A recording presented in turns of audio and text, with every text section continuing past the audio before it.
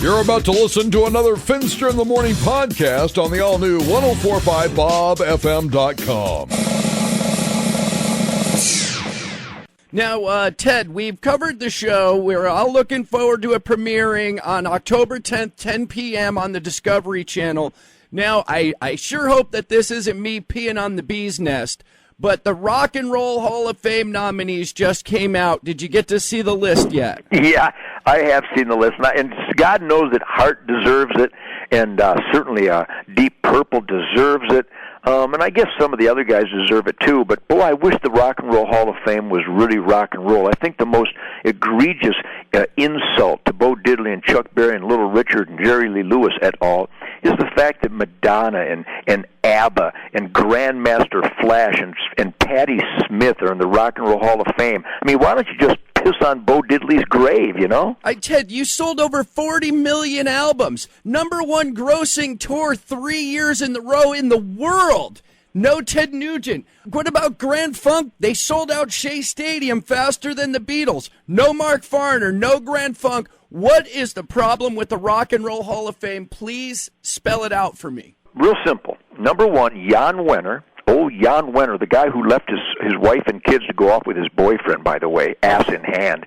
Jan Wenner was the founder of Rolling Stone magazine, and he is the czar of the Rock and Roll Hall of Fame. Now, Jan Wenner is his liberal, doper, hippie, America-hating, communist punk that you'd ever want to meet.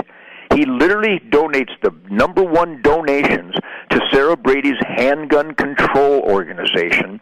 So Jan Wenner, who pays millions of dollars to ban the right to keep and bear arms, when do you think he's going to let Ted Nugent on the board of directors of the NRA into the Rock and Roll Hall of Fame? The guy is a political sap. He's un-American. He's actually anti-American. And anybody that would let Grandmaster Flash and Madonna and ABBA and Patti Smith into the Rock and Roll Hall of Fame, are you kidding me? But Grand Funk is not in there? Are you kidding me? And until the Rock and Roll Hall of Fame inducts Mark Farner and Grand Funk Railroad, then it's not a real Rock and Roll Hall of Fame. Your name should be there right alongside, Ted. I have a funny feeling. Yeah, but now after what you told me, I'm not going to hold my breath. Well, you stop and think. It's you really got a bunch of punks. You got Jan Wenner. I mean, this guy has no soul. This guy smokes so much dope, he's got the brain of a wounded goat. And he won't allow people like me in the Rock and Roll Hall of Fame because he hates America, he hates guns, he hates self-defense, he hates guys that hunt, so he'll never have me in. So I say, hey, Jan Wenner, you subhuman punk, eat me.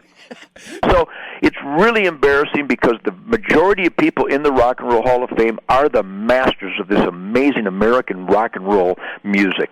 But when you taint the spirit and the creativity of Bo Diddley and Little Richard and all the great rock and rollers that are in there by putting in anti-rock and roll people, you got to be on some kind of mind-altering chemical. Wow. Thank you for that answer. I hate these people that are tight-lipped and you can't get a direct response. But, boy, I guess you're not pulling any punches. Ted Nugent, gotta love that. Have you noticed that? Yeah, man.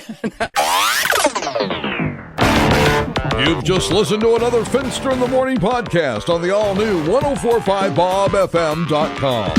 Fortunately, there are some pretty effective techniques for dealing with the mental addiction.